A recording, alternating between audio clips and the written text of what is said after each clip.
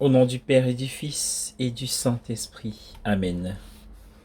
Prière dans le désarroi. Quand je crie, réponds-moi, Dieu ma justice, dans le trouble. Toi qui me libères dans la détresse, pitié pour moi, écoute ma prière. Écoute Seigneur, je t'appelle, pitié, réponds-moi. Mon cœur m'a redit ta parole, cherchez ma face. C'est ta face, Seigneur, que je cherche. Ne me cache pas ta face. Ne m'abandonne jamais, Seigneur mon Dieu, ne sois pas loin de moi. Viens vite à mon aide, Seigneur mon salut. Je dis au Seigneur mon Dieu, c'est toi. Seigneur, entends le cri de ma prière. Tu es la force qui me sauve, Maître, Seigneur. Amen. C'est par ces paroles du psaume ou des psaumes que j'ouvre cette halte spirituelle en ce vendredi 16 septembre. En Luc 8, les 3 premiers versets, nous déroulerons notre méditation de la parole de Dieu. Installez-vous bien. L'évangile de Luc a une sensibilité particulière pour les femmes. Le passage de l'évangile d'aujourd'hui est unique à Luc, tout comme les passages suivants. Les passages sur Élisabeth, la prophétesse Anne, la femme pécheresse, Marthe et Marie, la femme infirme, la femme et la pièce de monnaie perdue, la femme et le juge inique. Cela ne nous semble peut-être pas très important aujourd'hui, mais en son temps et en son lieu, le suivi de Jésus par des femmes était hors du commun.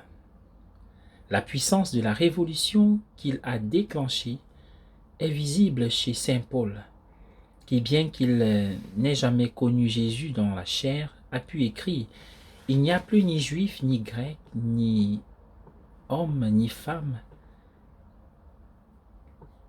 Tous nous sommes libres. Dans le Christ, Jésus, nous sommes frères. » Nous sommes en Galates 3, 28. Les rabbins stricts ne parlaient pas à une femme en public. Les plus stricts même pas à leurs propres épouses, leur propre épouse. Mais ce qui est remarquable, ce n'est pas seulement la présence des femmes dans cette liste d'adeptes, mais leur variété. Madeleine, qui l'avait guéri, est devenue sa plus fidèle adepte. Depuis l'époque de Grégoire le Grand, elle a été identifiée à la femme pécheresse de Luc 7. Mais il n'y a aucune raison pour cette identification. Jeanne était l'épouse de l'intendant d'Hérode, Josa, qui était un personnage politique important. S'il n'y avait pas eu leur amitié avec Jésus, elle n'aurait rien eu en commun. Il n'y avait pas seulement 2 ou 3 femmes, le texte dit, mais beaucoup d'autres.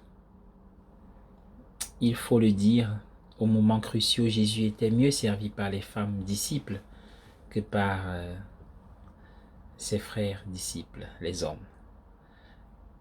Un poète de Cork est très peu connu, il s'appelle Barrett, a écrit « Ce n'est pas elle qui a piqué son sauveur avec un baiser de traître, elle ne l'a pas renié avec une langue impie. Elle, alors que les apôtres ont reculé, a pu braver le danger derrière sa croix et la première à la tombe. » Bonne journée à tous et coucou à toutes les femmes qui sont nos sœurs, nos frères, épouses, mères, grand-mères, arrière-grand-mères, collègues, tantes, etc.